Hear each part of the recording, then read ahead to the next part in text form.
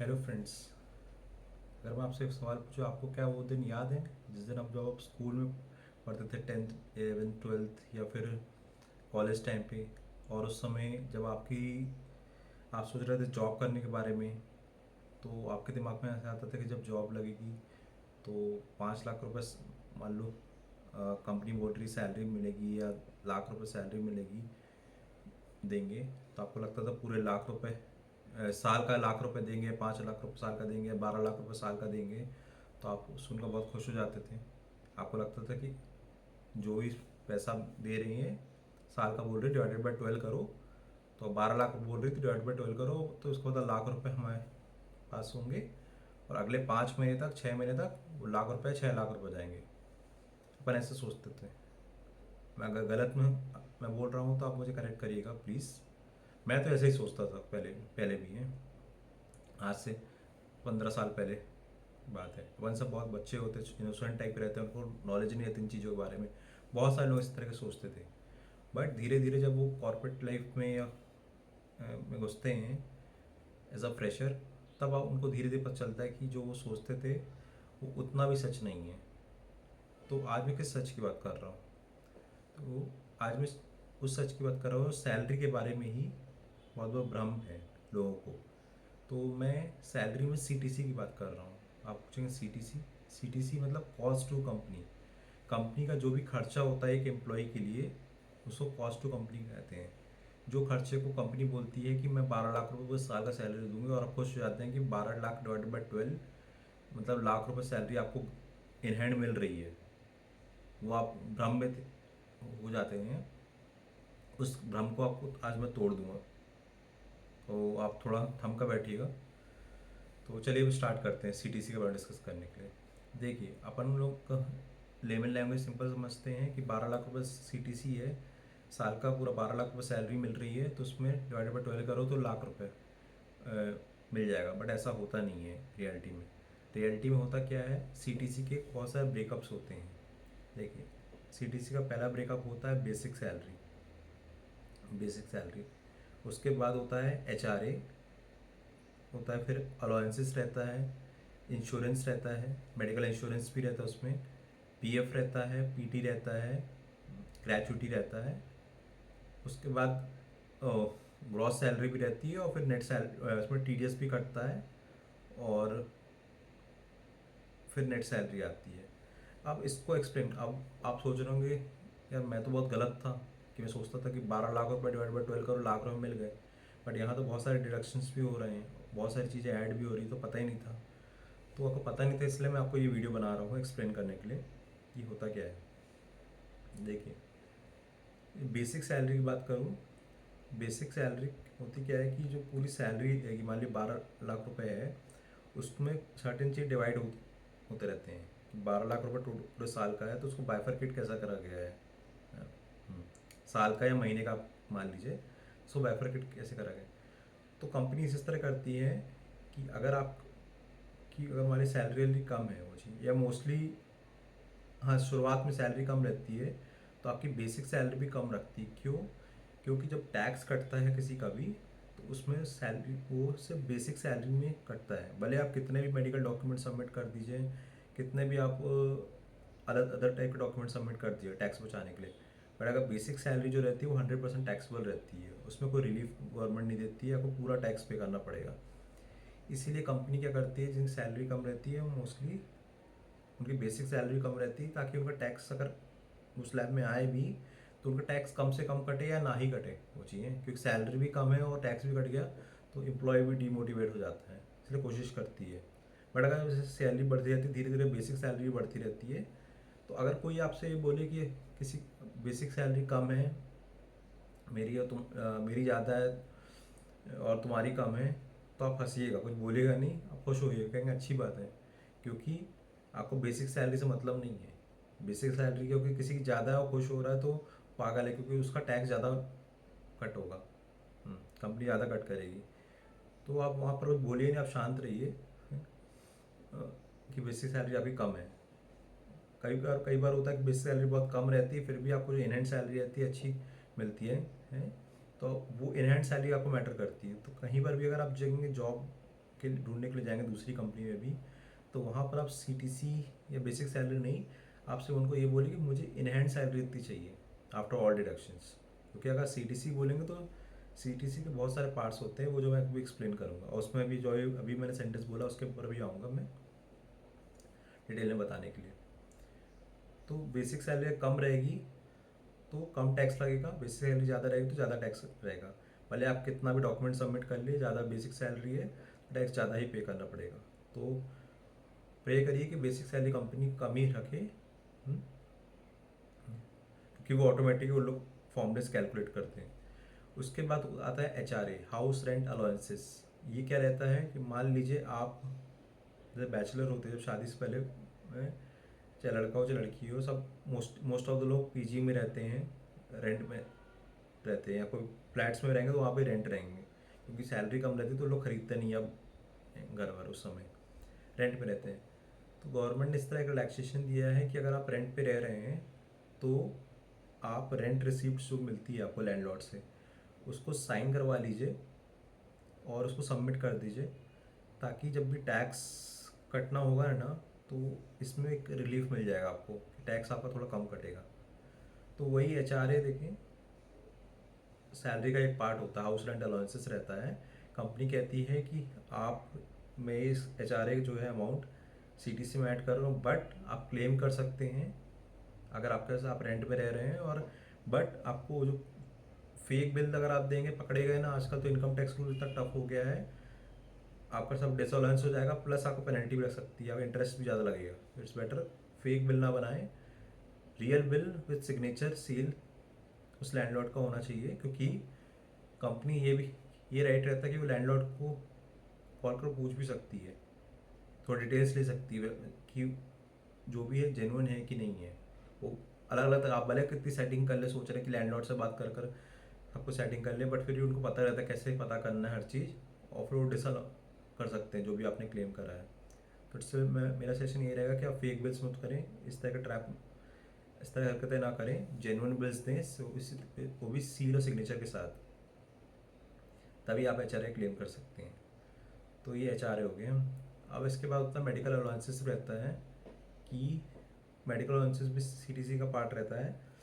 तो कंपनीज एक तो अलग से मेडिकल इंश्योरेंस देती है कंपनीज, बहुत most of the companies, government ने बोला है प्राइवेट कंपनीज को भी कि हेल्थ इंश्योरेंस मैंडेटरी है, हर एम्प्लॉयज़ का हक है, तो जब तक वो उस कंपनी में काम कर रहा है तो उसका हेल्थ इंश्योरेंस दो ही दो। बट बात ये कि अगर आप बाहर से भी कोई भी हेल्थ इंश्योरेंस का बाहर से अगर जाते हैं, और मेडिकल एक्सपेंसेस के जो भी बिल्स लग रहते हैं आपके, मान लिया बीमार पड़ गए हैं, आप एडमिट थे, आपने इंश्योरेंस क्लेम नहीं कर पाए, बट आपके बिल्स हैं, तो वो बिल्स को भी अगर आप जाकर देंगे कंपनीज को, तो भी वहाँ पर एक आपको रिलीफ मिल जाएगा टैक्स में, टैक्स आपको कम पे करना पड़ेगा। तो ये मेडिकल एक्सपेंसेस भी एक सीटीसी का पार्ट होता है। उसके बाद आता है स्पेशल अलाउंसेस। स्पेशल अलाउंसेस क्या रहता है कि बहुत सारी कंपनी क्या होती है कि फूड कूपन के बिल्स देती है, ट्रैवल अलाउंसेस देती है कि आपको ट्रैवल करना है तो आप ट्रैवल का अलाउंसेस देंगे, फूड कहीं जा रहे हैं कोई बिजनेस ट्रिप में, वहाँ पर बिजनेस काम से, तो वहाँ पर उस कुछ खाने पीने का जो पैसा लगेगा उसके लिए कूपन्स देती है। ये सब क्या रहता है, और भी अलग टाइप के एक्सपेंसेस रहते हैं जो एम्प्लॉय करता है बिजनेस यूज़ के लिए, कंपनी के यूज़ के लिए, अगर वो किसी ट्रिप में जा रहा है एज अ कंपनी विजिट, तो वो बिल को अगर वो सबमिट करेगा जब फाइनेंस डिपार्टमेंट को, उसमें भी रिलीफ मिल सकता है। तो वो भी इसलिए वो सीटीसी का पार्ट रहता है, कि सीटीसी पार्ट इसको शो करने के लिए कि आप इसमें रिलीफ ले सकते हैं, but with valid proof. Invalid proof में आप रिलीफ नहीं ले सकते हैं। ठीक है, स्पेशल अलाउंसेस हो गया ये पार्ट। बट बिल फिर मैं बोलूँगा जेन्युइन बिल होना चाहिए, फेक बिल नहीं होना चाहिए। फेक बिल अगर होगा, पकड़े गए, तो फिर आपको टैक्स और डिसअलाउंस हो जाएगा, आपको टैक्स पे ही करना पड़ेगा। तो इट्स बेटर आप इस तरह काम ना करें, और फिर वो ट्रस्ट भी नहीं करें, हर चीज़ में वेरीफाई करेंगे, इतनी सी गलती हुई ज़्यादा से ज़्यादा टैक्स लगेगा। इट्स बेटर आप ऐसी हरकत ना करें, चीप ट्रिक्स, कुछ पैसा बचाने के लिए। क्योंकि जैसे मैंने पहले की वीडियो बताया कि वो टैक्स जो आप पे कर रहे हैं, तो कंपनी कंट्री के बेनिफिट के लिए ही होता है, कंट्री के डेवलपमेंट के लिए यूज़ होता है, तो आपका पैसा कहीं गलत जगह नहीं जा रहा है। बट बात है कि अगर आपको सेव करना है तो ये सब टेक्निक्स होती हैं, आप सेव कर सकते हैं बिल सबमिट कर कर स्पेशल अलाउंसेस से। ये सब क्या होता है, ये जितनी चीज़ें सब ऐड होंगी, ऐड होने के बाद आपका ग्रॉस सैलरी आता है। ग्रॉस सैलरी भी होता है कि basic salary plus HRA, special allowances, insurance, ये सब चीज़ें ऐड जब करेंगे ताकि ग्रॉस सैलरी आ जाएगी। तो जब अगर आप कहीं पर भी जाएंगे और नेगोशिएशंस करेंगे, अगर आप कोई कहीं पर अगर आप देखते हैं कि सैलरी उनसे ब्रेकअप पूछेंगे, तो अगर आप कोई इन हैंड सैलरी नहीं बता रहे हैं वो एग्जैक्टली हैं, तो आप एटलीस्ट उनसे पूछ सकते हैं ग्रॉस सैलरी कितनी होगी, बेसिक सैलरी नहीं, ग्रॉस सैलरी। क्योंकि ग्रॉस सैलरी और नेट सैलरी जो रहती है, जो इन हैंड सैलरी रहती है, ऑलमोस्ट सेम रहती है, बहुत कम डिफरेंस रहता है, ज़्यादा उसमें डिफरेंस नहीं रहता।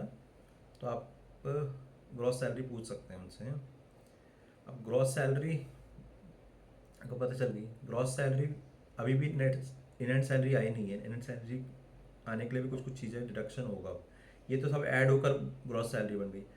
अब ग्रॉस सैलरी से इन हैंड सैलरी बनने में क्या क्या चीज़ डिडक्ट होगी, देखिए उसमें डिडक्ट होगा पीएफ।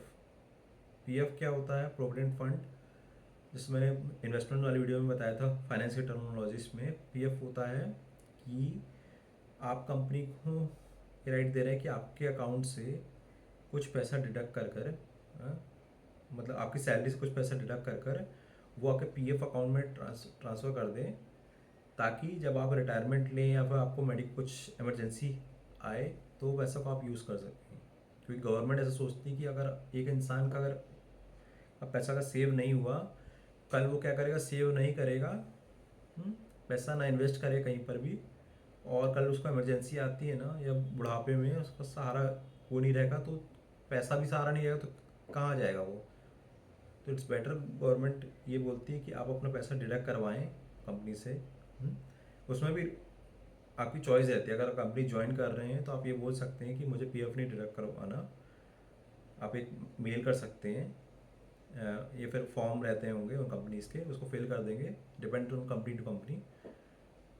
तो जब आप फॉर्म फिल कर देंगे ना, या मेल कर देंगे, तो वो डिडक्ट नहीं करें पीएफ।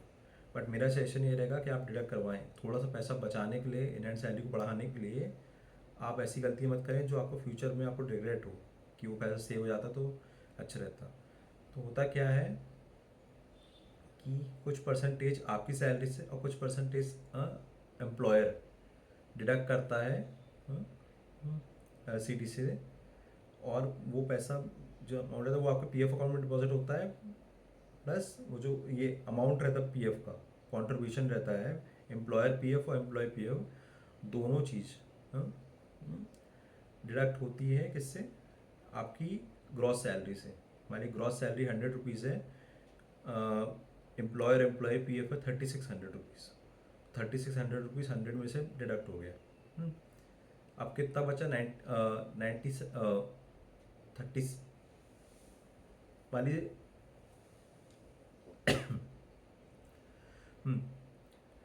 मान ली 10,000 रुपीज़ ग्रॉस सैलरी है, और 3600 रुपीज़ अगर पीएफ अकाउंट में डिडक्ट हुआ है, 3600, एम्प्लॉयर पीएफ 1800 और एम्प्लॉय पीएफ 1800, और 3600 माइनस हो तो 10,000 में 3600 माइनस करेंगे तो 7,000, और 600 तो 6,400 रिबन अमाउंट है आएगा। ठीक है, अभी भी वो ग्रॉस सैलरी ही है। उसमें से और क्या डिडक्शंस होगा, उसमें डिडक्शंस होगा पीटी। पीटी क्या था, professional tax. Professional tax 200 rupees minimum charges रहते हैं जो आप कंपनी को गवर्नमेंट को पे करना रहता है, तो एम्प्लॉय की सैलरी सीटी से काट कर गवर्नमेंट को पे करती है, तो 200 रुपीज़ कटता है। बट अब मार्च अप्रैल से ऐसा रूल आ गया है कि वो जो 200 रुपीज़ है वो इंक्रीज टू 300 रुपीज़ हो चुका है। 200 टू 300 रुपीज़ आप मान के चलिए, इसी बिटवीन में आपको और डिडक्शन होगा। तो अभी कितना मैं बताया था, 6,400 माइनस 300 मान लीजिए लेकर चलते हैं, तो 6,000 माइनस 300 को 6,100 रुपीज़ आपकी इन हैंड सैलरी आ गई। तो ये जो 6,100 रुपीज़ है इन हैंड सैलरी, देखिए अभी मैं क्या बोला था, 10,000 रुपीज़ मंथली सीटीसी थी हैं उस समय, 10,000 रुपीज़। बट आपको मिल के तरह 6,100 रुपीज़। तो इसलिए कभी डायरेक्टली 12 से डिवाइड मत करिए, इतना खुश मत होइए। 6,100 रुपीज़ है। उसमें भी अगर आपका, अभी तो मैं 10,000 एग्जाम्पल लिया हूँ, 10,000 कुछ भी हो सकता है, 10 लाख हो सकता है, 1 करोड़, 10 करोड़ भी हो सकता है? तो वो 6,100 में TDS भी कटता है। अगर मान लीजिए आप सेंक्शन लिमिट के अगेंस्ट ऊपर हैं तो आपका TDS भी कटेगा। मान लीजिए TDS आपका कटा, पूरे साल का कटना था 1,000 रुपये, 1,000 रुपये, 1,200 रुपये कटना था फॉर एग्जाम्पल है पूरे साल का। तो क्या कहते हैं, मंथली मंथली कटता है। या तो आप पूरा एक बार तो काटेंगे नहीं लोग, हर मंथ छोटा छोटा अमाउंट काटेंगे। तो 1,200 डिवाइडेड बाय 12 करेंगे तो 100 रुपये हर महीने कटेगा। तो 6,100 में से 100 रुपये और कटा तो 6,000 रुपये। 100 रुपये किस चीज़ का है, TDS कटा 100, तो 6,000 रुपये क्या हुआ, इन हैंड सैलरी हो गई। ठीक है, 6,000 रुपये इन हैंड सैलरी। तो ये इन हैंड सैलरी आपको मिलेगी। इसमें एक और चीज़ रहती है, ग्रेचुइटी। ग्रेचुइटी का अमाउंट डिडक्ट नहीं होता, बट वो CTC का पार्ट होता है। उसका कैलकुलेशन इस तरह का रहता है। उसको ग्रेचुइटी मतलब ये होता है कि अगर एक एम्प्लॉय मिनिमम 5 साल एक कंपनी में रुका है, अब तो वो एक साल का भी कॉन्सेप्ट आगे आ रहा है, बट अभी तक जो रूल है इस तरह का है कि अगर एक एम्प्लॉय 5 साल तक रुक रहा है तो कंपनी उसको एक particular amount additional benefit type से देती है उसकी सर्विस के लिए। क्योंकि 5 साल एक कंपनी में आजकल बहुत बड़ा टाइम होता। पहले रुकते थे लोग 10-10, 20-20 साल एक कंपनी में, प्राइवेट कंपनी में भी, बट आजकल लोग बहुत जल्दी जॉब स्विच करते हैं। इसलिए गवर्नमेंट ने इस तरह रूल बनाया है कि अगर कोई प्राइवेट कंपनी में या गवर्नमेंट कंपनी कहीं पर भी वो रुक रहा है 5 साल या उससे अबव, तो उसको एक पर्टिकुलर अमाउंट मिलेगा उसके बेसिक सैलरी का। तो ग्रेचुइटी का फॉर्मूला भी मैं आपको बता देता हूँ।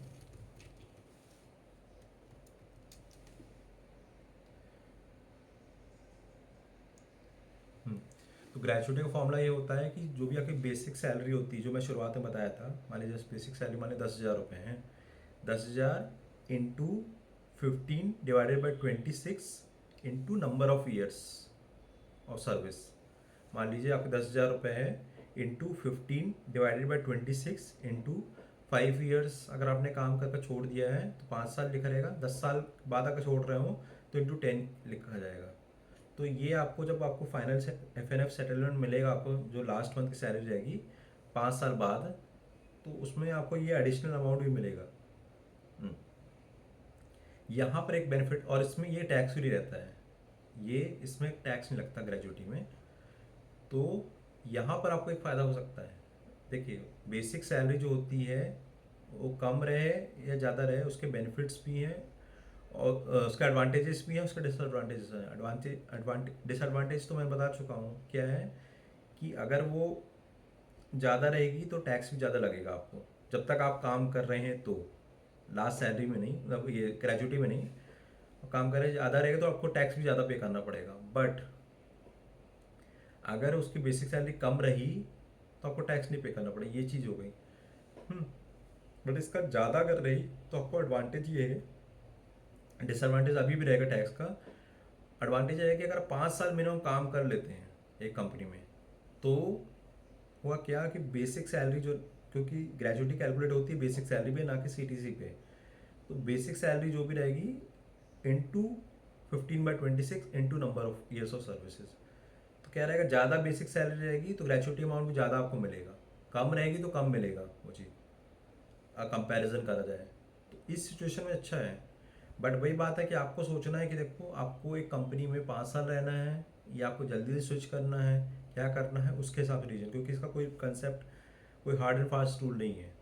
आपको लग रहा है कि आपको जल्दी स्विच करना है तो आप इस तरह सोचेंगे कि या मेरी कम बेसिक सैलरी है, मुझे वैसे ही ग्रेजुएटी नहीं मिलने वाली, तो इट्स बेटर देखो कि मैं जो टैक्स सेव कर सकूँ, ये आप एक्सपेक्ट करेंगे या होप करेंगे कि आपको जो कंपनी है वो कम बेसिक सैलरी, वैसे आपके हाथ में रहता नहीं है, कंपनी खुद डिसाइड करती है, बट आप होप करेंगे। बट अगर आपको लग रहा है कि आप बहुत लॉयल एम्प्लॉई हैं तो आप कंपनी से बात भी कर सकते हैं कि मुझे अपनी ग्रॉस सैलरी है ना ज़्यादा, बेसिक सैलरी सॉरी ज़्यादा करनी है। अगर वो ओके होते हैं तो आपकी बेसिक सैलरी बढ़ा देंगे। तो उसके बाद अगर आप 5 साल 10 साल बाद या जब भी आप छोड़ेंगे कंपनी को तो आपको ग्रेचुइटी भी ज़्यादा मिलेगा। भले अगर आप मान लीजिए 20 साल भी, कई लोग 20 साल भी प्राइवेट कंपनी जुड़े रहते हैं, तो उस समय क्या होता है, उसके बाद भी अगर वो रिटायर भी अगर उस कंपनी से अगर हो रहे हैं कोई, तो भी जब उनको फाइनेंस सेटलमेंट अमाउंट जो मिलेगा है ना, तो बहुत ज़्यादा मिलेगा, क्योंकि उनकी बेसिक सैलरी ज़्यादा हो गई है। हम्म, और तो वैसे, और वैसे इतने लंबे टाइम में तो वैसे भी ज़्यादा मिलता है, बट अगर बेसिक सैलरी उस समय ज़्यादा अगर आपने पहले से बोल कर रखी है मैं ज़्यादा ही रखो, पहले टैक्स लग रहा है, तो उस सिचुएशन में भी आपको अमाउंट बहुत ज़्यादा मिलेगा आपके रिटायरमेंट में।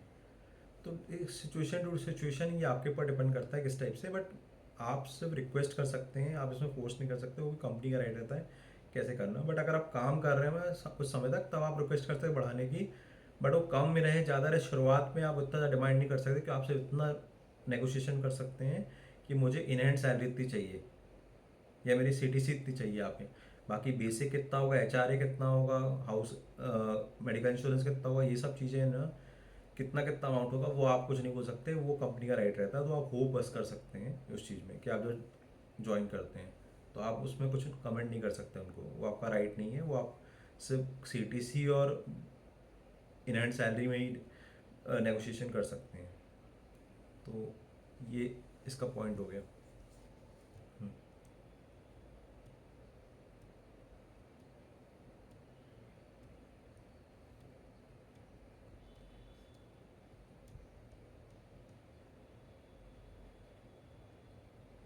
अब सीटीसी का कुछ स्ट्रक्चर्स होते हैं, उसमें होता है फिक्स सैलरी और होता है वेरिएबल पे, होता है बेनिफिट्स, होता है डिडक्शंस होता है। तो बेनिफिट्स और डिडक्शंस तो मैंने ऑलरेडी बता चुका है कि बेनिफिट्स क्या क्या मिलते हैं, एडिशनल आपको अलाउंसेस मिलते हैं, जितने भी वो सब बेनिफिट्स हो गए। क्या क्या डिडक्शन होता है, पीएफ पीटी डिडक्ट होता है, टीडीएस डिडक्ट होता है, ये सब डिडक्शंस होते हैं। अब इसमें बोलूँगा, आप जब कहीं पर ये जॉब के लिए इंटरव्यू देने जाते हैं, तो आपसे या फिर कहीं अप्लाई करते हैं, तो उसमें ऑप्शन रहता है कि आप फिक्स सैलरी बताओ और वेरिएबल सैलरी बताओ। क्यों बोला जाता है? देखिए, फिक्स सैलरी क्या होती है, जो आपको इन हैंड सैलरी मिल रही है, इन हैंड सैलरी में आपको मान लीजिए इन हैंड सैलरी लाख रुपये मिल रही है, बट आपका इस तरह है कि उसमें फिक्स 80,000 रुपये है और 20,000 रुपये वेरिएबल है। अब बोलेंगे ये कैसे? देखिए, बात होता है कि अगर आप एचआर की फील्ड में हो, चाहे फाइनेंस की फील्ड में हो, किसी में फील्ड हो, जब आपको ज्वाइन करते हैं तो आपको कंपनी ऐसा बोलती है कि आपको 80,000 रुपये तो फिक्स देंगे देंगे, 20,000 रुपये का इंसेंटिव देंगे या बोनसेस दे रहेंगे, वो सब एक ही पार्ट रहता है उनका। तो अगर आपने टारगेट अचीव किया, आपने इस तरह काम किया डिपार्टमेंट में, तो आपको ये अचीव करो तो आपको इतना मिलेगा। और अगर आपने बहुत ज़्यादा अच्छा करा तो उससे ज़्यादा ही मिल सकता है। तो इसको इंसेंटिव्स कहा जाता है। हम्म, तो वो भी एक सैलरी का पार्ट ही होता है, बट टैक्स जो लगता है वो पूरे में लगता है। आप उसमें ये नहीं कह सकते देंगे कि मेरा वेरिएबल है फिक्स्ड या फिक्स्ड सैलरी है, क्योंकि फाइनेंस वालों को उससे मतलब, फाइनेंस वालों को मतलब रहता है कि सैलरी कितनी मिल रही है, बैंक अकाउंट में कितना शो कर रहा है, उसके हिसाब से टैक्स ही कैलकुलेट होता है। तो ये फिक्स्ड और वेरिएबल का डिफरेंस हो गया। तो सीटीसी का ही पार्ट होता है वेरिएबल भी। कुछ कंपनीज होती हैं कि 100 रुपीज़ मान ली सैलरी दे रही है, इन hand salary after all deductions, तो 100 रुपये पूरे आपको दे देगी डिडक्ट करने के बाद। कुछ लोग होते हैं कि बोलते हैं कि आप पूरे डिडक्ट करने के बाद 80 रुपये फिक्स देंगे, 20 रुपये वेरिएबल भी देंगे, बट वेरिएबल कम ज़्यादा हो सकता है परफॉर्मेंस के ऊपर। मान लीजिए कभी कभार कुछ कंपनी होता है 20 रुपये फिक्स्ड वेरिएबल दे रहा हूँ, 20 एक अमाउंट बस लेकर, 20 कुछ भी हो सकता है।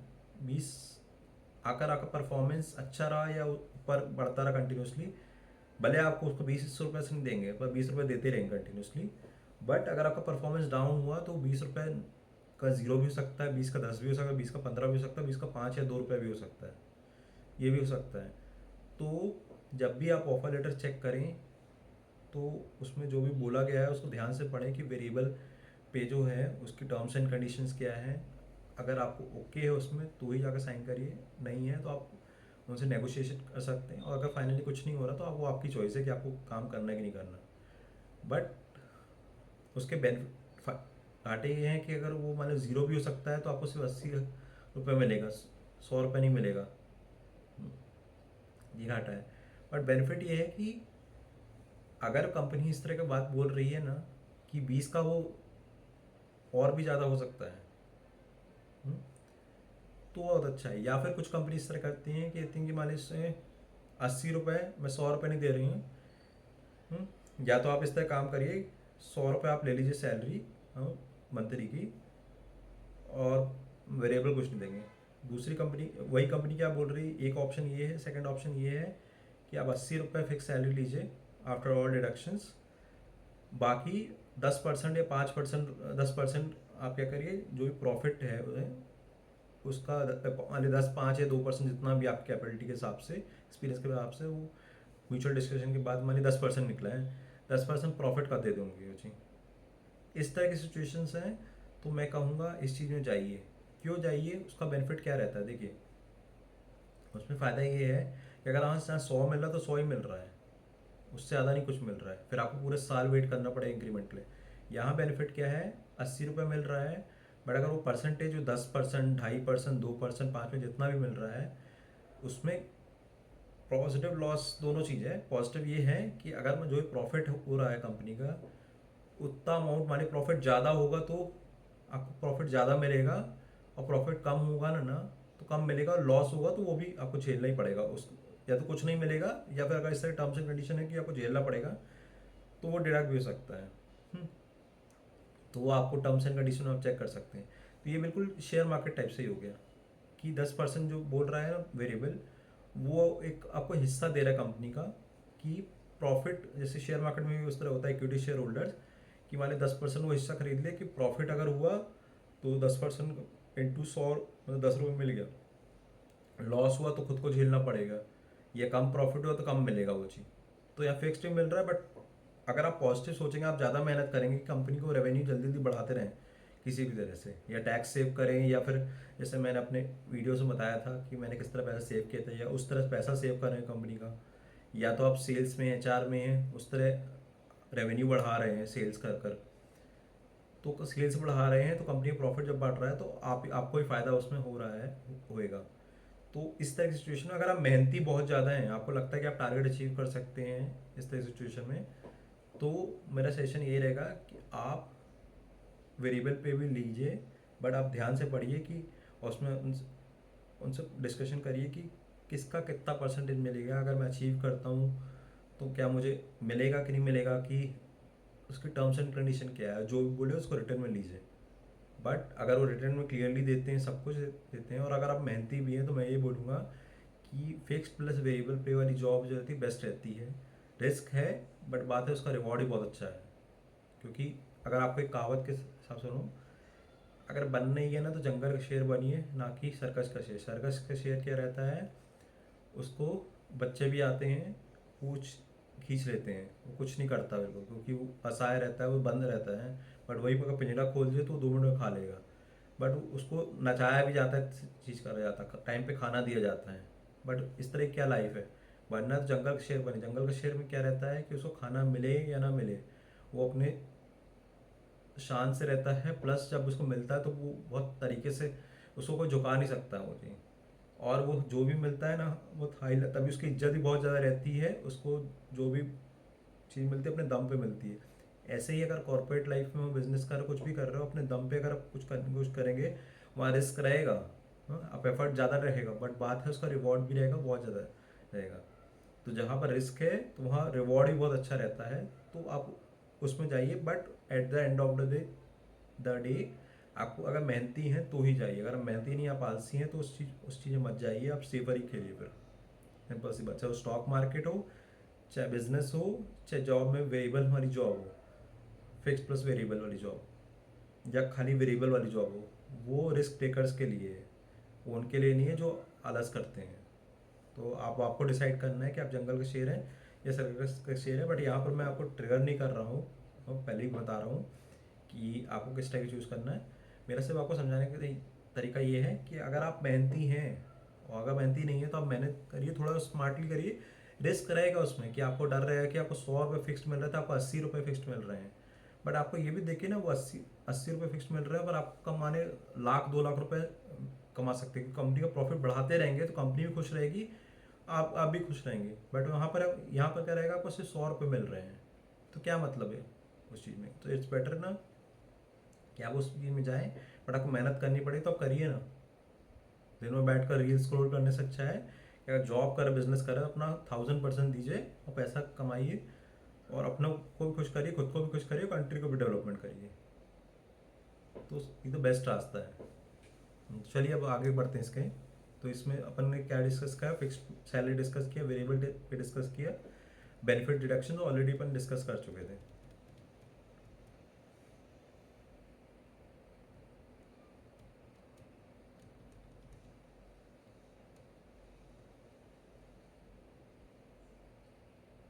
अभी कैलकुलेट कैसे होते हैं बेसिक पे, एच आर, ये सब तो मैं इसका डिस्कस करता हूँ, बता चुका हूँ बस। फॉर्मूलेट क्या होता है, अगर सैलरी का कोर पार्ट होता है बेसिक पे, और सैलरी पार्ट, बेसिक सैलरी जो होता है एक सीटीसी का एक कोर पार्ट होता है, और यूजुअली 40 to 50% ऑफ सीटीसी होता है। मान लीजिए अगर सीटीसी 10 लाख रुपए है तो उसमें 4 या 5 लाख रुपए बेसिक सैलरी होगी। मैं पूरे साल की सीटीसी बता रहा हूँ, मंथली नहीं। मान लीजिए 10 लाख रुपए अगर आपको सीटीसी कंपनी बोल रही है तो उसमें 4 या 5 लाख रुपए 40 to 50% बेसिक रहता है। ये कैसे रहता है कि अगर मेट्रो सिटी में अगर आप जॉब कर रहे हैं तो दिल्ली, मुंबई, कोलकाता, इस टाइप की सिटीज़ में जॉब कर रहे हैं, मेट्रो सिटीज़ में, तो वहाँ पर 50% ऑफ सीटीसी रहेगा बेसिक सैलरी। और अगर आप नॉन मेट्रो सिटीज़ में काम कर रहे हैं, जैसे भोपाल, इंदौर या जबलपुर या कोई भी अदर सिटीज़ में, ग्वालियर, तो वहाँ पर 40% ऑफ सीटीसी कैलकुलेट होता है बेसिक सैलरी निकालने के लिए। ये रूल है। एच आर ए कैसे निकलता है, ये भी रहता है कि बेसिक का 40 to 50% रहता है। मान लीजिए बेसिक 5 लाख है ना, तो एच आर ए 2 लाख रुपए है। तो जो बेसिक जो अमाउंट सैलरी निकल जाती है, मान लीजिए सी टी सी बेसिक कैसे निकली है टोटल, कि सी टी सी का 40 से 50% हिस्सा निकाल कर बेसिक निकल आई। अब एच आर ए कैसे निकलता है कि बेसिक का मान लीजिए बेसिक आया है 5 लाख रुपए हैं, 10 लाख में 5 लाख रुपये बेसिक आया है, उसका 40 से 50% निकालेंगे तो वो एच आर ए रहेगा। तो उसके तीन चीज़ रहते हैं। इसमें मैं एक करेक्शन करना चाहूँगा, जो मैंने मेट्रो सिटीज़ वाली बात बताई थी वो एच आर ए के लिए थी, ना कि बेसिक के लिए थी है। बेसिक में डायरेक्टली इस तरह कैलकुलेट होता है, चाहे मेट्रो नॉन मेट्रो सिटीज़ है, कि 40 to 50% of C T C रहता है। मान लीजिए अगर आपकी 10 लाख रुपये सी टी सी है तो 4 से 5 लाख रुपए आपका बेसिक सैलरी निकल गया। तो एक बड़ा अमाउंट निकल चलते हैं, 5 लाख रुपए बेसिक सैलरी आई है। तो आपको अगर एच आर ए निकालना रहता तो ये सिटी पे डिपेंड करता है। तो एच आर ए कैसे निकलता है, 10% ऑफ बेसिक सैलरी और 40% ऑफ बेसिक सैलरी और 50% of basic salary, whichever is lesser. इन तीनों में जो सबसे छोटा वाला अमाउंट रहता है वो एच आर ए रहता है। और 50% जो मैंने बोला है, 50% अगर मेट्रो सिटीज़ में अगर आप काम करें तो वहाँ 50% ऑफ बेसिक सैलरी रहती है, वो एच आर ए कहलाती है। और अगर नॉन मेट्रो सिटीज़ है तो वहाँ 40% ऑफ बेसिक सैलरी जो रहती है वो एच आर ए कहलाती है। तो एग्जाम्पल, तो अगर मान लीजिए बेसिक सैलरी 5 लाख रुपए है तो उसका 2 लाख रुपए रहेगा, एच आर ए निकल जाएगा। तो उसका 40% अगर निकाल कर रखते हैं तो अगर नॉन मेट्रो सिटीज़ है 2 लाख रुपए एच आर ए हो गया। और मान लीजिए अगर मेट्रो सिटीज़ तो 5 लाख का around 2.5 lakh rupees H R A हो गया अगर मेट्रो सिटीज़ में।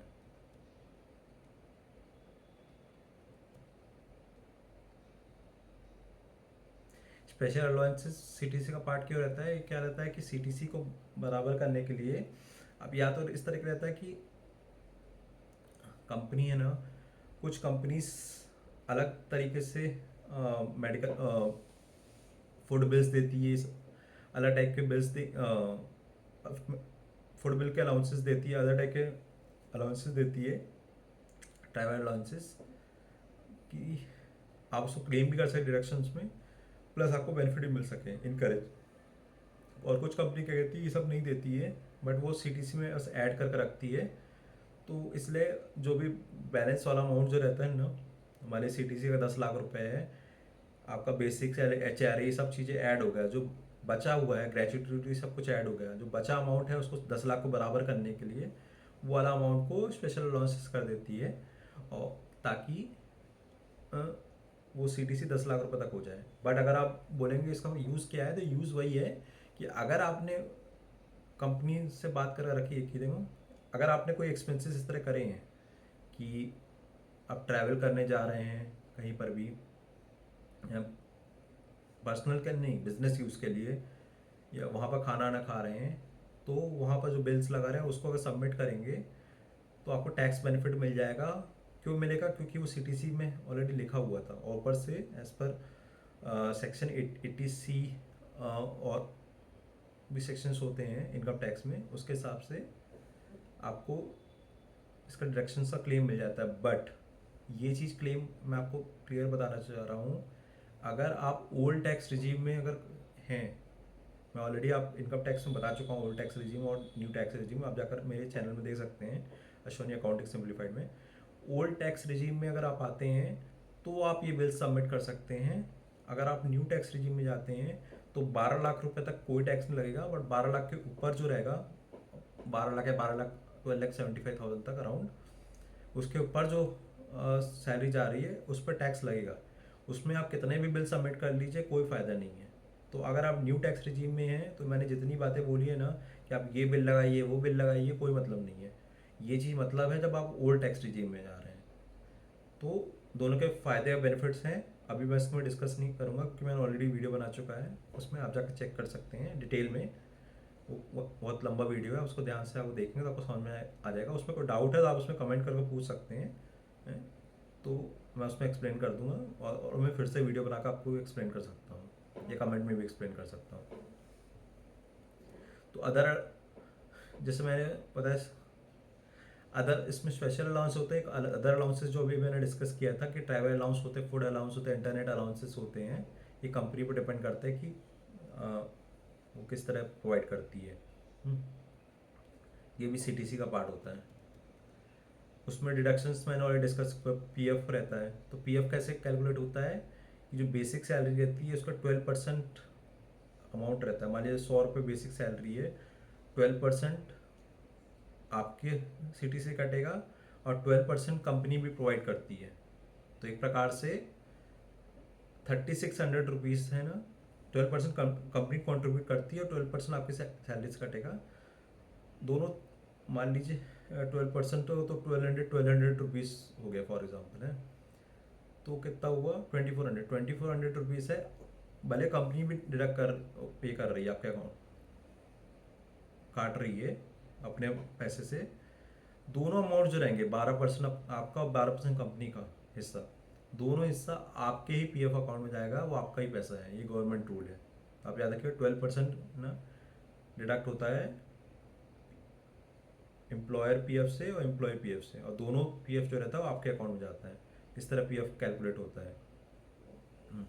तो जैसे मान लीजिए बेसिक 5 लाख रुपए है, तो 12% का 60,000 रुपये पीएफ आपका और 60,000 रुपये कंपनी का, तो पूरा 1,20,000 रुपये है ना आपके पीएफ अकाउंट में जा रहा है।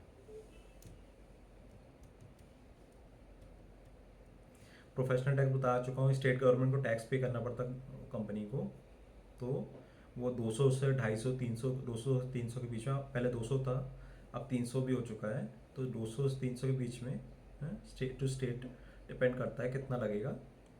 तो वो उसमें आप कुछ क्लेम नहीं कर सकते, वो ना आपको रिफंड मिलता है ना आपके किसी अकाउंट में जा रहा है, वो गवर्नमेंट को पे करना रहता है। तो वो 200 रुपये से 300 रुपये कटकर सैलरी से, मान लीजिए आपको 100 रुपये सैलरी है, 200 रुपये कटेगा आपको, 100 रुपये सैलरी है, मैंने 2 रुपये कटा तो 98 रुपीज़ है ना मिलेगा। मान लीजिए 1,000 रुपये सैलरी है और 200 कटा तो 800 रुपये ही मिलेगी आपको सैलरी, 200 से 300 रुपये कटेगा कटेगा। तो मैं 1,000 तो बहुत कम अमाउंट लिया, मान लीजिए लाख रुपये सैलरी है, तो उसमें अगर 200-300 रुपये कट गया तो उतना बड़ा इफेक्ट नहीं दिखता आपको है। तो इस तरह पीटी भी कटता है, professional tax. Income tax already बता चुका हूँ मैं आपको। इनकम टैक्स का ऑलरेडी मैंने वीडियो बना कर रखा है कि अगर न्यू टैक्स रिजीम में 12 लाख रुपए तक आपकी इनकम है तो आपको टैक्स नहीं कटेगा। 12 लाख और ओल्ड टैक्स रिजीम में तो उसमें भी स्लैब्स रहते हैं, दोनों में स्लैब्स रहते हैं, तो स्लैब्स के हिसाब से डिसाइड होता है कि डायरेक्ट करना उसमें भी रिलीफ रहती है। कितना डायरेक्ट करना आप उसको जाकर मेरे चैनल में देख सकते हैं डिटेल में वीडियो। वेरिएबल पे मैंने और डिस्कस कर चुका, परफॉर्मेंस बोनस होता है, सेल्स बोनस होता है, कंपनी बोनस होता है। हाँ, परफॉर्मेंस बोनस होता है जो परफॉर्मेंस अगर आप कंपनी ने बोला कि इतना टारगेट अचीव कर लोगे तो एक पर्टिकुलर अमाउंट मिलेगा, उस परफॉर्मेंस बोला था। सेल्स बोनस होता है, परफॉर्मेंस बोनस किसी भी डिपार्टमेंट में हो सकता है कि आपने कितना अच्छा परफॉर्म किया उसके हिसाब से आपको पैसा मिल गया। सेल्स बोनस होता है, सेल्स वालों के लिए होता है कि आपने 5% मतलब 20% टारगेट अचीव करा है, 15% करा, 50% का, 100% करा है, 200% करा, उसके हिसाब से देखो आपको सेल्स बोनस मिलेगा। और कंपनी बोनस इस तरह कहती है कि अगर मान लो कोई दिवाली वाली कुछ आ रही है, उसमें अगर कुछ कंपनी बोनस करी, कंपनी को एडिशनल प्रॉफिट हो रहा है, जैसे कई गुजरात की कई कंपनियों में कुछ ओनर ने दिवाली में कार गिफ्ट कर दी थी, तो कंपनी बोनस टाइप से होता है। तो ओनर की चॉइस रहती है कि एम्प्लॉय को कैसे मोटिवेट रखने के लिए गिफ्ट दें। वो owner to owner, company to company depend करता है, कोई रूल नहीं है कितना क्या करना चाहिए उसमें।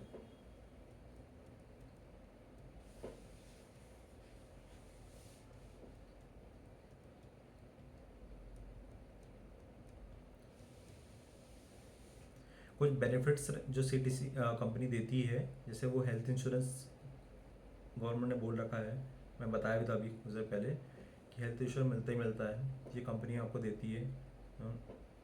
ये भी सीटीसी का पार्ट रहता है। आपको एक पर्टिकुलर अमाउंट का हेल्थ इंश्योरेंस कि आपको तबीयत खराब हो गई कुछ भी, तो आप हेल्थ इंश्योरेंस क्लेम कर सकते हैं। उसके पर भी मैंने वीडियो ऑलरेडी बना चुका है अश्विनी अकाउंटिंग सिंप्लीफाइड चैनल में, आप मेरे यूट्यूब में जाकर चेक कर सकते हैं। और आप मेरे वीडियो को सब्सक्राइब भी कर सकते हैं ताकि आपको इस तरह के इन्फॉर्मेटिव वीडियोस मिलते रहें। फ्री फूड देती है, कैब सर्विसेज देती है, ज्वाइनिंग बोनस देती है, ये सब चीज़ें भी देती है। और इन चीज़ों को वो सीटीसी में कंपनी से ऐड भी कर लेती है ताकि वो थोड़ा लिक्विडेटिव टाइप से दिखाए कि सीटीसी हम बहुत ज़्यादा दे रहे हैं। तो इसीलिए कभी भी कोई कंपनी बोल रही है कि मैं आपको इतनी सारी चीज़ दे रही हूँ, ये सब चीज़ें दे रहे हैं, बट आपको अगर पैसा इन हैंड सैलरी ज़्यादा देखना है तो आप उनसे यही डिस्कशन करिए, वो तो ठीक है, मुझे इन हैंड सैलरी कितनी मिल रही है, उस नेगोशिएशन उसमें करिए। क्योंकि कभी कभार होता है कि सीटीसी दिखा रहा है 24 लाख रुपए साल का, आपको लगा कि डिवाइड बाई 12 करो 2 लाख रुपए, 2 लाख कितना डिडक्शन होगा, 20,000 रुपये डिडक्शन हो तो 1,80,000 मिलेगा या 1,90,000 मिलेगा। बट इतने सारे डिडक्शन हो जाते हैं, घूम फिर कर 1,20,000 या लाख रुपए सैलरी मिल रही है या 1,30,000 मिल रही है। क्या मतलब इतना ज़्यादा अमाउंट डिडक्ट हो रहा है। इस बेटर कि आप उनसे क्लियरली पूछे कि इन हैंड सैलरी कितना मिलेगा। इन हैंड सैलरी मतलब इन hand salary after all deductions like PF, PT, TDS, सब कुछ। और कोई भी आप बेनिफिट्स दे रहे हैं आप बोलेंगे वो भी डिडक्ट करेंगे। वो सब डिडक्ट करने के बाद मुझे कितना पैसा मिल रहा है वो बताइए, उस तरह आप डिस्कस करिए।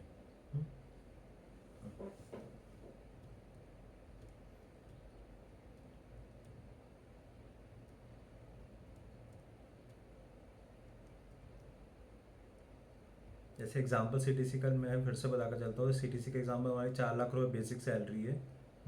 हाँ, उसमें एचआर है 2 लाख रुपए है, स्पेशल अलाउंसेस 2 लाख रुपए हैं, पीएफ 48,000 है, वेरिएबल पे 1.5 लाख है, इंश्योरेंस 52,000 रुपये है। तो इन हैंड सैलरी कितनी आ गई, फिक्स्ड 8.5 लाख रुपीज़, ठीक है। उसमें पीएफ कटेगा, टैक्स कटेगा, तो आपको जो महीने का जो कट कर पैसा मिल रहा है 55 से 65 हज़ार रुपये मिल रहा है। हम्म,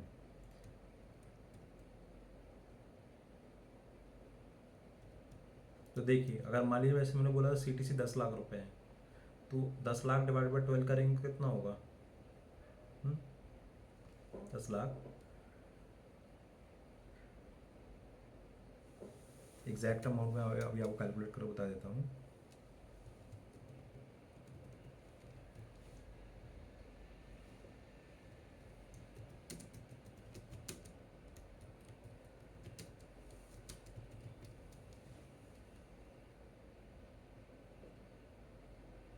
हम्म, होता है 83,333 रुपीज़ है इतना। तो आपके साथ अब अगर आप वैसे अगर आपको पता नॉलेज नहीं होता, जो मैं वीडियो शुरुआत में बोला था कितना मिलेगा, 12 लाख डिवाइड बाई 12 या 10 लाख डिवाइड बाई 12, तो आप 1 लाख रुपए 83,000 समझ लेते हैं। बट यहाँ पर क्या हो रहा है, आपको मिल रहा है 55 से 65 हज़ार रुपये। क्यों मिल रहा है, उसके पीछे क्या रीज़न है, तो ये वही रीजन्स के बारे में डिस्कशन कर रहे हैं अपन कि क्या क्या डिडक्शंस होते हैं, क्या बेनिफिट्स रहते हैं वो।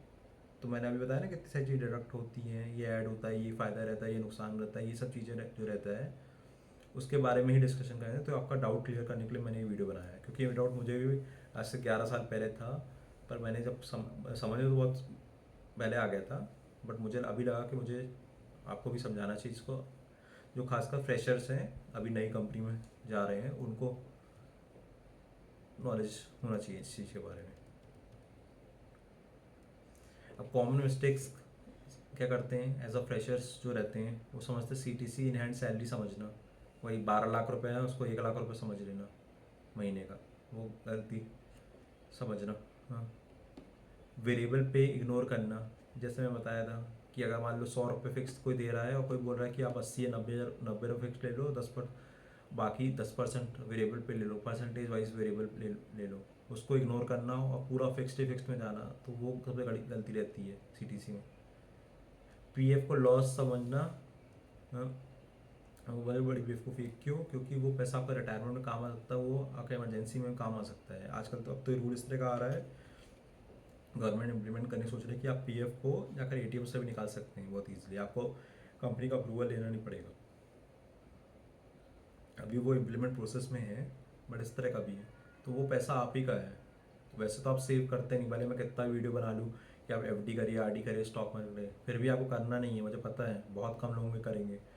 तो एटलीस्ट गवर्नमेंट पता है कि आप नहीं करेंगे, कितना भी आप उनको इन्फॉर्मेशन दे दीजिए। इसीलिए गवर्नमेंट क्या कहती है, वो खुद ही कहती है कि कंपनीज को बोलती है आप डिडक्ट करिए और उनके पीएफ अकाउंट में सेव करिए, ताकि वो पैसा उनके काम आ सके। क्योंकि अमाउंट लग रहा है कि वो 3600 रुपये 3000 रुपये से कट रहा मंथली, बट एक समय के बाद इस तरह का रहता है कि वो पैसा बहुत बड़ा अमाउंट रहता है। 5 लाख 10 लाख रुपए रिटायरमेंट होते हैं हर कंपनी से, तो वो पैसा आपको मिलता है, तो आपके बेनिफिट के लिए ही है। अब कुछ टिप्स अगर देना चाहूँगा, ऑफ़र एक्सेप्ट करने से पहले ब्रेक डाउन लो। अगर कभी भी ऑफ़र ले रहे हैं, तो कोई बोल रहा है कि आपको 12 लाख रुपए सी टी सी है, 24 लाख रुपए सी टी सी है, तो उसको बोलो ब्रेक डाउन दें एच को, कि बेसिक कितना है, चार कितना है, स्पेशल अलाउंसेस कितना है। टी डी एस तो चलो वो डिपेंड करता है स्लैब में, टी डी एस आप कुछ नहीं बोल सकते, पी एफ पी टी भी आप कुछ नहीं बोल सकते उसमें, बट आपका बेसिक सैलरी कितनी है, ये सब चीज़ें, और घूम फिर कर कट कर आप एटलीस्ट ग्रॉस सैलरी तो आप जानिए, क्योंकि ग्रॉस सैलरी में क्या कटेगा, सिर्फ पी एफ पी टी और ज़्यादा और टी डी एस कटेगा, अगर वो भी टी डी एस अगर एप्लीकेबल हो रहा तो पी एफ पी टी की बात करूँ तो मैक्सिमम कटेगा मान ली 3600 रुपये और 200-300 रुपये, तो एक प्लस ऑलमोस्ट 4000 रुपये कटेगा। तो अगर लाख रुपए सैलरी मिल रहा है तो 96,000 रुपीज़, तो देखें अगर लाख रुपए ग्रॉस सैलरी है ऐड कर कर, तो उसमें 4000 रुपये अगर पी एफ पी टी कटा तो फिर भी 96,000 मिलेगा ही। हम्म, तो आपको बहुत एक अंदाज़ा हो जाएगा कि अगर टी डी एस नहीं कट रहा है तो आपको 96,000 मिलेगा ही मिलेगा। बट वो 96,000 पता करने के लिए पहले आपको देखना पड़ेगा ग्रॉस सैलरी कितनी मिल रही है। ग्रॉस सैलरी के लिए आपको बाइफिकेशन, एटलीस्ट इसका बाइफिकेशन ले लीजिए कि बेसिक सैलरी, एच आर ए, अलाउंसेस का टोटल कितना आ रहा है, ये सब चीज़ पता कर लीजिए एटलीस्ट, और उससे ज़्यादा का बाइफिकेशन देते हैं तो बहुत अच्छी बात है, इसका बाइफिकेशन ले लीजिए। एक और चीज़ आप चेक करें, फिक्स्ड और वेरिएबल चेक करें कि फिक्स कितना मिल रहा है, वेरिएबल कितना मिल रहा है। कई कंपनी कहती हैं कि देंगे कि 12 लाख रुपये सी टी सी है, उसमें 7 लाख रुपये फिक्स्ड है, बोलते 12 लाख रुपये आपको सी टी सी है, ठीक है, और पर आप ऑफर लेटर में साइन करते ध्यान देखते नहीं है, उसमें लिखा रहता है 7 लाख रुपये फिक्स्ड है और 5 लाख रुपये वेरिएबल है, और वेरिएबल में भी टर्म्स एंड कंडीशन लिख कर दे देते हैं कि अगर आपने टारगेट अचीव करा तो आपको वेरिएबल मिलेगा। तो आपको क्या मिला, 7 लाख डिवाइडेड बाई 12 करेंगे तो वो जो अमाउंट है वो मिल रहा है। मान लीजिए अगर 12 का मैं 6 डिवाइड कर लेता हूँ, 6 वेरिएबल 6 फिक्स्ड है, 6 लाख डिवाइड बाई 12 मतलब 50,000 रुपये आपको फिक्स्ड मिल रहा है। 50,000 उसमें भी पी एफ पी टी ये सब चीज़ें कट वट का देखो, 35-40 हज़ार रुपये मिल रहा है। कहाँ 12 लाख रुपये सी टी सी, मतलब आपको लाख रुपये या 80-90 हज़ार तो मिलने ही चाहिए थे, कहाँ आपको 35-40 हज़ार मिल रहा है। और वो भी वेरिएबल इस तरह का चीज़ है कि वो परफॉर्मेंस पर डिपेंड कर रहा है।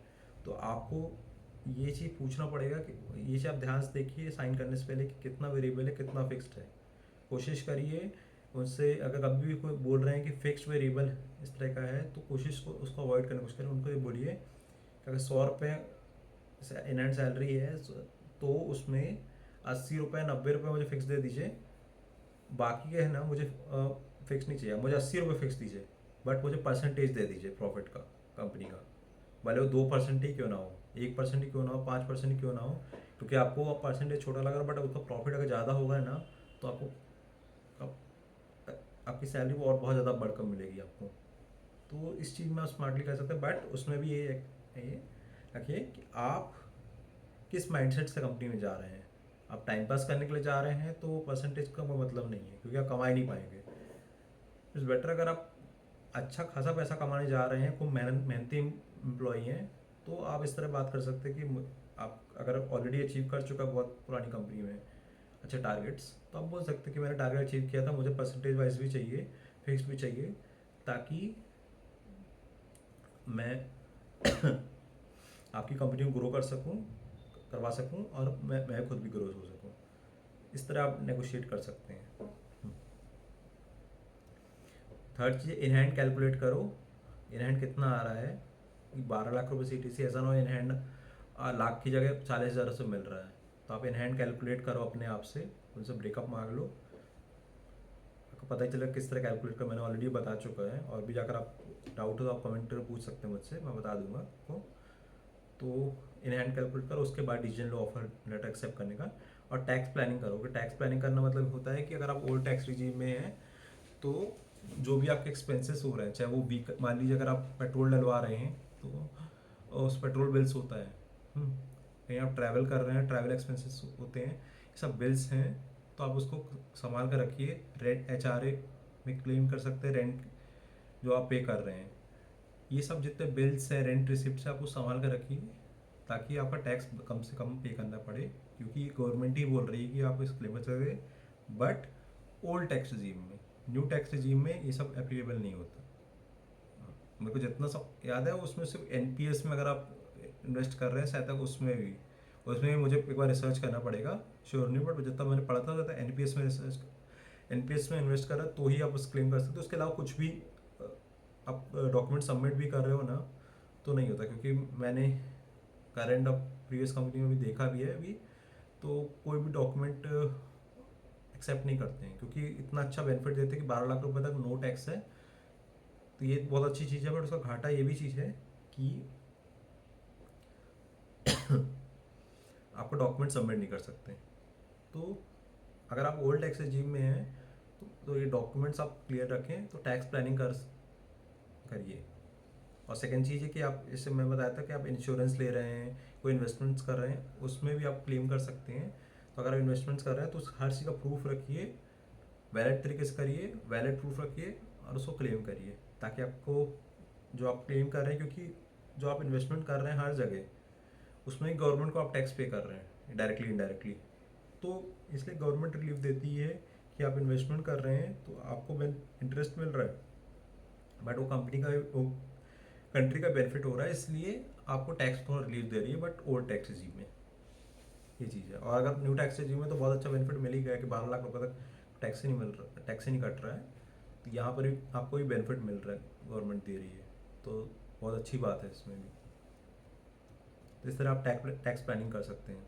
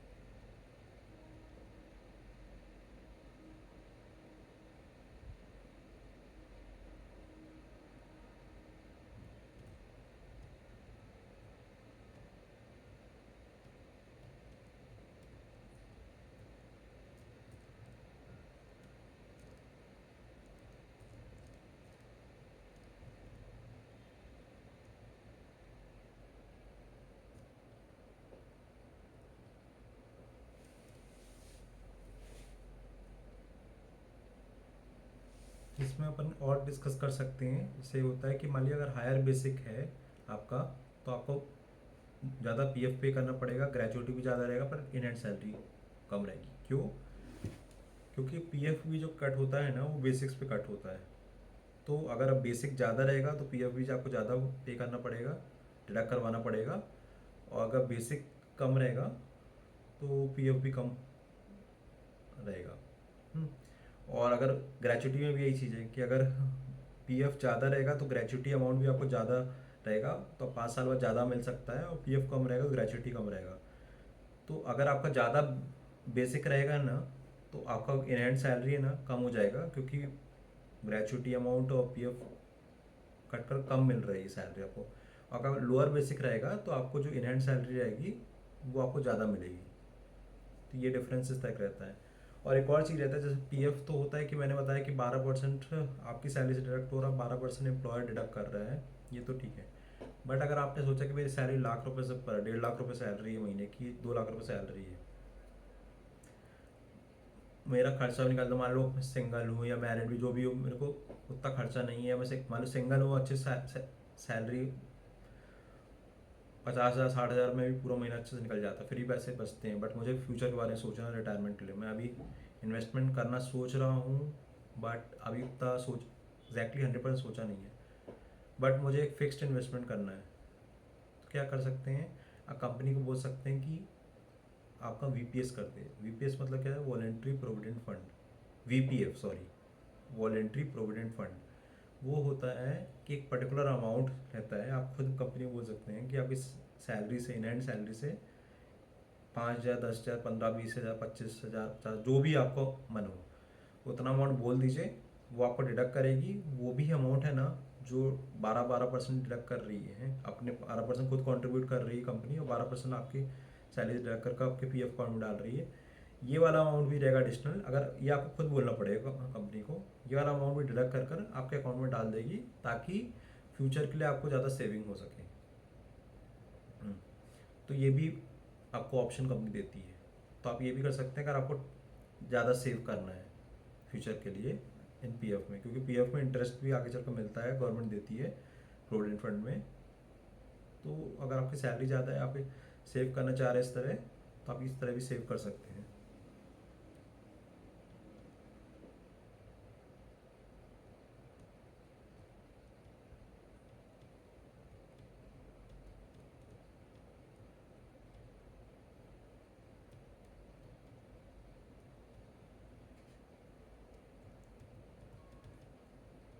और नेक्स्ट टाइम जब भी एचआर बोले कि 12 लाख सीटीसी है, तो आप सिंपल बोलिए ब्रेकअप भेजो। सिंपल, आपको उनकी बातों में नहीं आना, बोला ब्रेकअप भेजिए। उसके बाद ही मैं डिसाइड करूँगा कि मुझे ऑफर एक्सेप्ट करना है कि नहीं करना, क्योंकि बिना ब्रेकअप के ऐसा, वही जो मैंने बताया कि आप लाख रुपए 90,000 रुपये सोच रहे हैं इन हैंड मिलेगा आफ्टर डिडक्शन, और आपको मिल रहा है 40,000 रुपये, तो कोई मतलब नहीं है। क्या करेंगे आप उसका? क्योंकि आपका घर इन हैंड सैलरी चलता है, ना कि सिटी से चलता है। आप ब्रेकअप लीजिए, उसके बाद आप डिसाइड करिए कि आपको ज्वाइन करना है कि नहीं करना। सिंपल, इसलिए नेगोशिएशंस करने के लिए इन हैंड सैलरी पे नेगोशिएशन करिए, ना कि सीटीसी पे नेगोशिएशंस करिए।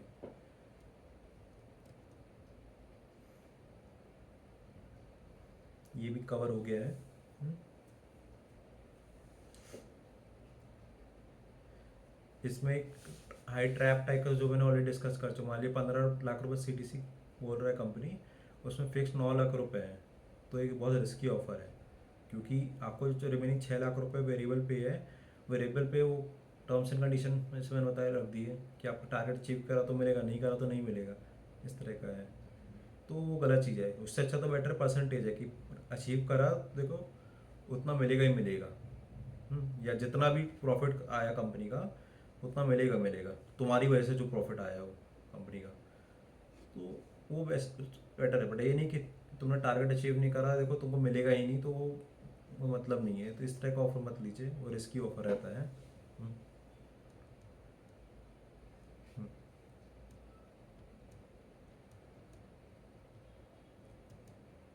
और अपन ने क्या डिस्कस किया अभी?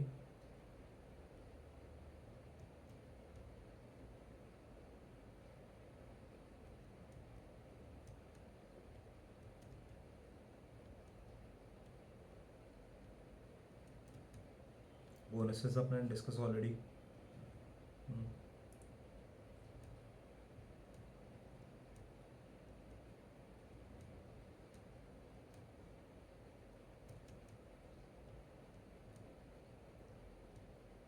HRA भी अपने डिस्कस कर चुका है, सब कुछ बेसिक सैलरी के बारे में ऑलरेडी डिस्कशन कर चुके हैं। फ्यूचर बेनिफिट्स, इनडायरेक्ट सैलरी, ये सब डिस्कस कर चुके हैं ऑलरेडी अपन ने, जितनी भी चीज़ें। तो मेरे हिसाब से अपन ने सब कुछ डिस्कशन कर चुका है, जितना भी मैंने रिसर्च किया था। तो अगर आपको ये वीडियो कैसा लगा आप प्लीज़ कमेंट करके बताइए, और अगर आपको अच्छा लगा तो आप इसको लाइक शेयर कर सकते हैं, और सब्सक्राइब प्लीज़ करिए मेरे चैनल को, ताकि मुझे उससे मोटिवेशन मिलता है कि मैं इस तरह और इन्फॉर्मेटिव वीडियो बनाऊँ। और सब्सक्राइब इस आपके लिए क्यों इम्पोर्टेंट है, ताकि अगर कोई भी नया वीडियो आए तो आपको एक नोटिफिकेशन आ जाता है कि ये वीडियो अश्वनी ने आज अपलोड किया है, तो आप जाकर देख सकते हैं। नहीं तो आपको बार बार सर्च करना पड़ेगा, तो बेटर आपको नोटिफिकेशन मिल जाए, इसलिए आप सब्सक्राइब कर सकते हैं। तो आप, और प्लीज़ मैं बोलूँगा कमेंट करिए, क्योंकि अभी मैंने इंस्टाग्राम में वीडियो को एडिट कर डाला था, लॉन्ग वीडियो को है। किसी एक भाई ने मुझे बोला, मैं नाम तो नहीं बताऊँगा, कि आप थोड़ा और इम्प्रूव कर सकते हैं। तो उसने ये बोला कि आप बुरा तो मानेगा, तो मैंने उसमें रिप्लाई किया था, मैं बुरा बिल्कुल नहीं मानूंगा, क्योंकि मैं वीडियो में खुद बोलता हूँ कि मैं कैसे इम्प्रूव कर सकता हूँ खुद को भी, और अपनी नॉलेज को कैसे और अच्छे तरीके से एक्सप्रेस कर सकता हूँ। आप प्लीज़ कमेंट कर बताइए, कोई डाउट हो तो बताइए, अगर आपको कोई इन्फॉर्मेशन लग रहा है गलत है उसके बारे में बताइए, बट पोलाइटली बताइए, कोशिश करिए पोलाइटली बताने की, ताकि मैं आपको पोलाइटली उसके आंसर दे सकूँ और एक्सप्लेन, क्योंकि मैं बता रहा हूँ मेरे से भी गलती हो सकती है, मैं भी रिसर्च कर बताता हूँ, बट हो सकता है कि मेरी रिसर्च में गलती हो, तो मैं करेक्ट करने की कोशिश करूँगा। बट मैं खुद बोल रहा हूँ कि आप कमेंट कर बताइए कि कैसे इम्प्रूव कर और किस तरह की वीडियो मैं बना सकता हूँ बेटर तरीके से, ताकि मैं आपको बेटर तरीके से समझा सकूँ, वो बहुत सिंपल लैंग्वेज में, क्योंकि मेरे चैनल का नाम है अश्वनी अकाउंटिंग सिंप्लीफाइड। सिंप्लीफाइड मतलब कोई भी टेक्निकल चीज़ को सिंपल तरीके से समझाना, सिंपल आम भाषा में आम लोगों को समझाना। इसलिए मैं कह रहा हूँ प्लीज़ कमेंट करके बताइए, क्योंकि मैं यहाँ पर खुद को इम्प्रूव करने के लिए हूँ। उससे मेरी इम्प्रूवमेंट देखकर अगर आप लोग मोटिवेट होकर आप लोग वीडियो बनाकर आप इम्प्रूव होते हैं तो मैं बहुत खुश होऊंगा। बट मैं खुद इम्प्रूव होने के लिए ही हूँ, इसलिए मैं आपको कह रहा हूँ कमेंट करके बताइए कि और कैसे इम्प्रूव कर सकता हूँ मैं, और किस तरह की वीडियो आपको चाहिए, किस टॉपिक पे चाहिए, तो आप कमेंट कर प्लीज़ बताइए, तो मैं उस टॉपिक में वीडियो बनाऊँगा। तो फिलहाल के लिए आज इतना ही, और आप सबको आज जैसे हनुमान जयंती है, तो हनुमान जयंती की बहुत बड़ी शुभकामनाएं, और हनुमान जी के कृपा आप लोग के बने रहे। तो धन्यवाद।